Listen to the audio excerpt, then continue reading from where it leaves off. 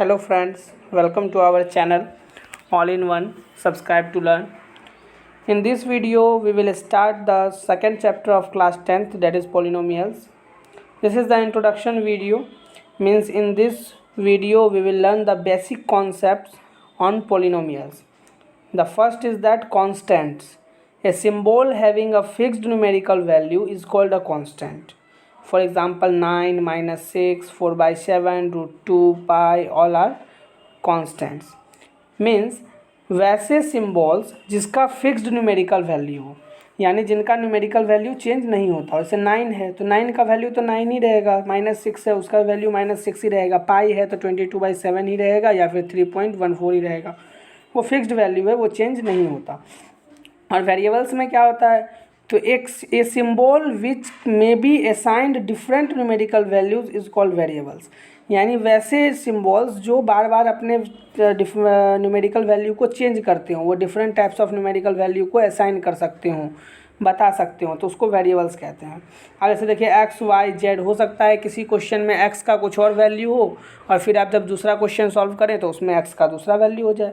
But अगर constant की बात करें तो अगर इस क्वेश्चन में अगर 9 है तो अगले जो आप दूसरा क्वेश्चन सॉल्व करें, तीसरा क्वेश्चन करें, वहाँ भी अगर 9 होगा तो उसका वैल्यू 9 ही होगा, कुछ और वैल्यू नहीं होगा. यही कांस्टेंट्स और वेरिएबल्स में है. इसका आप ये भी कह सकते हैं नॉर्मल फॉर्म में कि कांस्टेंट मतलब जो कभी नहीं बदलता हो और वेरिएबल्स मतलब जो बार बार बदल सकता हो, जो अपना वैल्यू बदलता हो, उसको हम लोग वेरिएबल्स कहते हैं. अब आते हैं अलजेब्रिक एक्सप्रेशन. ये सब दोस्तों पुरानी चीज़ें हैं जो हम लोग क्लास 8 में भी पढ़ते हैं, क्लास 9th में भी पढ़ते हैं, अब क्लास 10th में भी. तो मेनली जैसा मैंने कहा था कि हम लोग बेसिक कॉन्सेप्ट पे ज़्यादा ध्यान देंगे, क्योंकि जब तक हम लोग का बेसिक कॉन्सेप्ट सही नहीं होगा तब तक हम लोग आगे कोई चैप्टर उतना अच्छा से नहीं पढ़ सकते.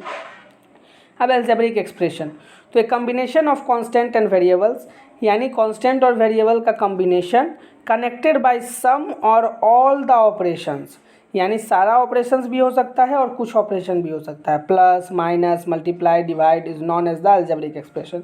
अब इसका पहला में देखिए 3x² + 5x + 6, इसमें प्लस वैल्यूज़ भी हैं और इंटू भी हैं, यानी मल्टीप्लाई भी हैं. जैसे 3 × x² या 3 × x × x, तब तो 3x² हुआ, तो इसमें 2-3 मिले हुए हैं. ठीक, जैसे 2x² -8, उसमें माइनस आया हुआ है.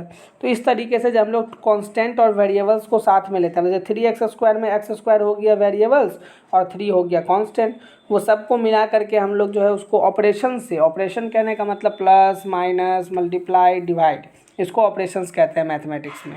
तो इस ऑपरेशन के हेल्प से जब हम लोग कांस्टेंट और वेरिएबल्स को कंबाइन करते हैं, कनेक्ट करते हैं, तो उसको हम लोग अलजेब्रिक एक्सप्रेशन कहते हैं. अब आगे बढ़ते हैं. अब आगे क्या है, terms of an algebraic expression. अब अलजेब्रिक एक्सप्रेशन के टर्म्स किसको कहते हैं, तो the several parts of an algebraic expression separated by plus और minus operations are called the terms of the expression. यानी किसी भी अलजेब्रिक एक्सप्रेशन का टर्म उसको कहेंगे जो किस चीज़ से डिवाइडेड हो, प्लस और माइनस से, मल्टीप्लाई डिवीजन से नहीं, सिर्फ प्लस माइनस से. यहाँ से पहला एग्जांपल देखिए 3x² + 5x + 6, इसमें 3 टर्म्स हैं. कौन कौन सा है, 3x², 5x और 6, क्योंकि ये सब प्लस साइन से अलग किए गए हैं. लेकिन अब 3x² उसमें मल्टीप्लाई है, बट उसको मैंने अलग टर्म नहीं लिया. टर्म किसको लिया, जब प्लस और माइनस हो बीच में, इसमें सिर्फ प्लस ही था, ऐसे में माइनस भी हो सकता है. तो आपको ये चीज़ ध्यान रखना है, टर्म्स तब अलग होगा जब उसमें प्लस माइनस का बात हो. ठीक, ये आपको ध्यान रखना है. ये आपको काम देगा कब, जब हम लोग काइंड्स ऑफ पॉलिनोमियल पढ़ेंगे और पॉलिनोमियल में जब हम लोग को डिवाइड करना होगा या पता करना होगा कि कौन सा पॉलिनोमियल है ये, उस समय में टर्म्स के आधार पर जब हम लोग पढ़ेंगे. आगे हम लोग पढ़ेंगे, फिर मैं उस समय भी क्लियर करूँगा. अब पॉलिनोमियल्स इन वन वेरिएबल्स. अब वन वेरिएबल में पॉलिनोमियल को क्या कहते हैं, तो an expression of the form a0 + a1x + a2x² + ... an-1 + x⁻n-1 + an × x⁻n, यानी इस ऐसा फॉर्म में हो जिसमें a0 a1x इस तरीके से, वहाँ a1 a0 a1 a2 ये सब का वैल्यू जो है वो रियल नंबर होना चाहिए. वो सब रियल नंबर में कोई भी वैल्यू हो सकता है. और an जो है वो 0 के इक्वल नहीं होना चाहिए. an जो लास्ट टर्म है वो 0 के इक्वल नहीं होना चाहिए. और n is a non negative number, यानी n जो है वो नॉन नेगेटिव नंबर होना चाहिए. यानी लास्ट वाले में भी, और एक्स टू द पावर एन, यानी जहाँ भी एन है वो नॉन निगेटिव नंबर होना चाहिए। तो ऐसे को हम लोग पॉलिनोमियल्स ऑफ डिग्री एन कहते हैं। यानी क्या कहेंगे, तो जो n कहने का मतलब जो हाईएस्ट उसमें पावर है उसी को हम लोग डिग्री कहते हैं। वो भी मैं आगे क्लियर करूँगा, डोंट वरी। तो ये polynomials in one variable, definition से उतना ज़्यादा अगर क्लियर नहीं हो रहा तो एग्जांपल से भी क्लियर होगा। हम लोग आगे पढ़ते हैं। उससे पहले देखिए अब यहाँ क्या है, तो a0 is the constant term. a0 जो है वो कांस्टेंट टर्म है। a1 a2 a3 और an-1 और an ये सब कॉफिशिएंट हैं किसके, x के, एक्स स्क्वायर के, एक्स क्यूब के, x to the power n-1 के और x to the power n respectively, यानी इन सब का है। ठीक, कैसे है वो भी आप समझ ही रहे हैं कि आप देखिए, आप x के पहले क्या है a1, तो इसीलिए x का कॉफिशिएंट a1 है। a2 एक्स स्क्वायर क्या है a2 के पहले है, मतलब सॉरी एक्स स्क्वायर के पहले क्या है a2, यानी a2 जो है वो कॉफिशिएंट है एक्स स्क्वायर का। इसी तरीके से अब देखिए पॉलिनोमियल्स के एग्जांपल से और ज़्यादा क्लियर होगा। -3x² + 5x + 6 ये एक पॉलिनोमियल है, इसमें कोई दिक्कत नहीं। अब देखिए इसमें कांस्टेंट टर्म क्या है 6, क्योंकि उसमें x का कोई कॉफिशिएंट नहीं, ठीक, यानी उसमें x है ही नहीं, इसलिए वो कांस्टेंट टर्म 6। अब जब कॉफिशिएंट ऑफ x² की बात करें तो x² से पहले क्या है -3, तो कॉफिशिएंट ऑफ x² हो गया -3, और कॉफिशिएंट ऑफ x यानी x से पहले क्या है 5, तो वो हो गया कॉफिशिएंट ऑफ x। ओके, अब देखिए आगे क्या है, स्टैंडर्ड फॉर्म ऑफ पॉलिनोमियल।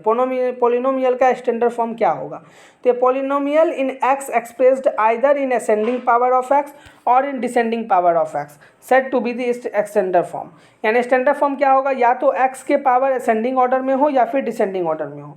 जैसे आप देखिए x² 5x² - 3x + 9 can be written as 9 - 3x + 5x²। यानी देखिए एक में क्या हुआ, तो x का जो पावर है वो घटते क्रम में है, और दूसरे में क्या है x का पावर जो है वो बढ़ते क्रम में है। पहले वाले में x² है, फिर x है, फिर x टू द पावर 0 है, इसीलिए तो वो जा करके 1 हो गया वहाँ, इसीलिए वो 9 रह गया सिर्फ।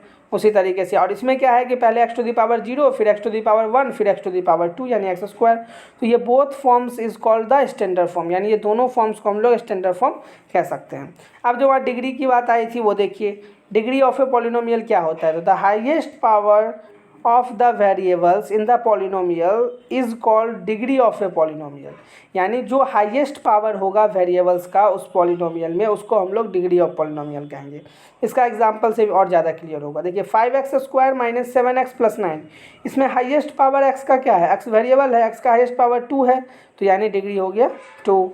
अब 9x to the power 4 + 7x² - 9, इसमें x का हाईएस्ट पावर क्या है 4, तो यानी इसमें डिग्री हो गया 4। तो इस तरीके से आप डिग्री फाइंड आउट कर सकते हैं या बता सकते हैं डिग्री क्या है। अब देखिए कुछ नोट में क्या है, तो कुछ इंपॉर्टेंट चीज़ मैंने बताया। देखिए in a polynomial the power of variables will be a non negative integers. यानी एक पॉलिनोमियल में पावर जो होगा वेरिएबल्स का वो नॉन निगेटिव इंटीजर होगा। अब नॉन निगेटिव इंटीजर मतलब क्या हुआ, तो power of variable will not be negative, यानी पावर ऑफ वेरिएबल जो है वो निगेटिव नहीं होना चाहिए। दूसरा, power of variable will not be in fraction form, यानी पावर जो है वेरिएबल का वो फ्रैक्शन में भी नहीं होना चाहिए। अब एग्जांपल से समझिए। पहला एग्जांपल है f(x = x + 1/x)। अब x + 1/x को मैं क्या लिख सकता हूँ, x + x to the power -1 लिख सकता हूँ।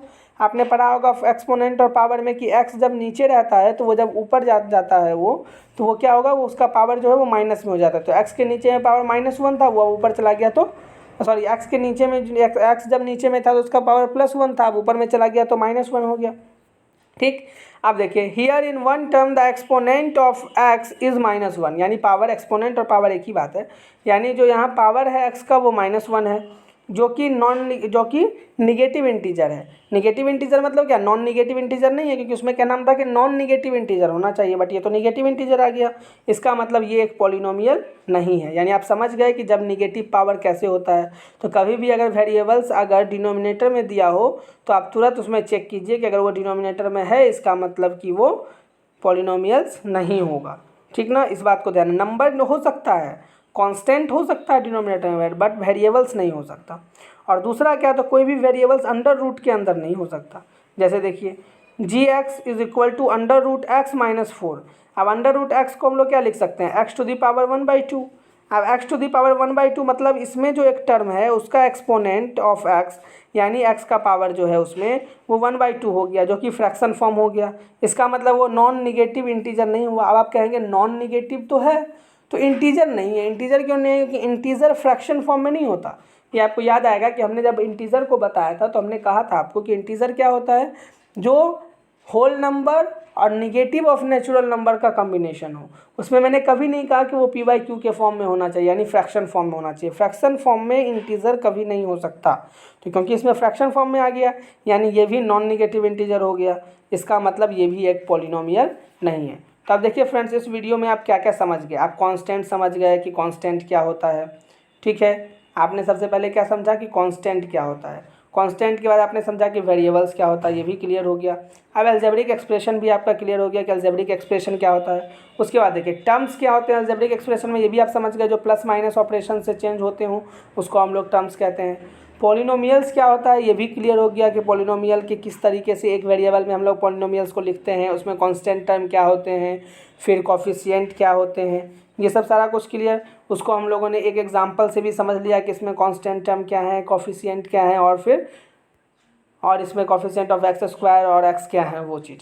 अब उसके बाद स्टैंडर्ड फॉर्म क्या होता है, तो हम लोग ये भी समझ गए कि स्टैंडर्ड फॉर्म क्या होता है, या तो वेरिएबल्स का पावर असेंडिंग ऑर्डर में हो या फिर डिसेंडिंग ऑर्डर में हो। इसका भी हम लोगों ने एक एग्जांपल से पूरी क्लियर कर लिया। उसके बाद degree of a polynomial, degree क्या होता है, तो highest power of the variable, variable का जो हाईएस्ट पावर होता है उसी को हम लोग डिग्री कहते हैं उस पॉलिनोमियल में। तो ये भी पूरी क्लियर हो गया एग्जाम्पल से, और ज़्यादा क्लियर हो गया, ठीक। और लास्टली हम लोगों ने एक इम्पोर्टेंट बात पढ़ी। क्या इम्पोर्टेंट बात पढ़ी, तो कौन से 2 कारण हैं ऐसे, या कौन से 2 ऐसे कंडीशन हैं जिसमें कोई भी पॉलिनोमियल्स नहीं हो सकता, कोई भी अलजेब्रिक एक्सप्रेशन पॉलिनोमियल नहीं हो सकता। तो वो भी हम समझ गए। एग्जाम्पल 2 एग्जाम्पल लिया हमने, दोनों एग्जाम्पल से इसको और ज़्यादा क्लियर कर लिया।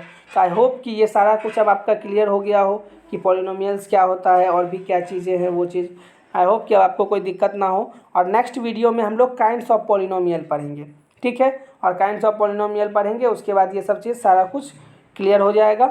उसके बाद जो भी हम लोग का और बचेगा फिर हम लोग नेक्स्ट में फिर सवाल सॉल्व करना सीखेंगे। अभी हम लोग बेसिक ही पढ़ रहे हैं, फर्स्ट वीडियो में भी हम लोग बेसिक ही पढ़े हैं और नेक्स्ट वीडियो में भी हम लोग बेसिक ही पढ़ेंगे।